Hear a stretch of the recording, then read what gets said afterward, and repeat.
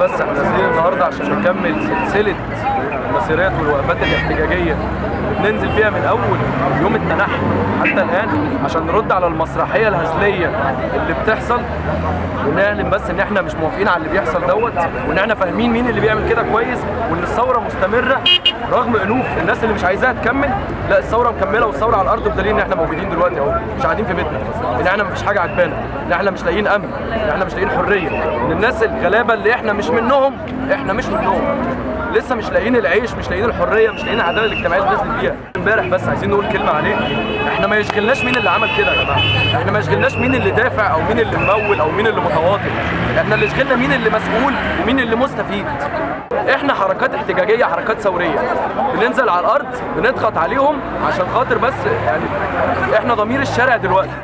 اولا عشان الثوره وحق الشهداء، وموضوع الاهلي والالتراس امبارح لان ما عادش ينفع الموضوع ده خالص، بقى اوفر. لا، متعمده جدا، الدليل على كده ان كان في الريست ضرب، وكان في صواريخ، واحد نازل بالمطوه والحكم ما الغاهوش. بقى حاجه متعمده بضرب مصر الجمهور الاهلي، لان هي معلش في اغلبيه كده سواء اهلي او زمالك. كان ممكن يعملوا مع فريق صغير كده، لكن ما كانش حد هيتحرك مع زي فريق الاهلي. حضرتك اهلاويه؟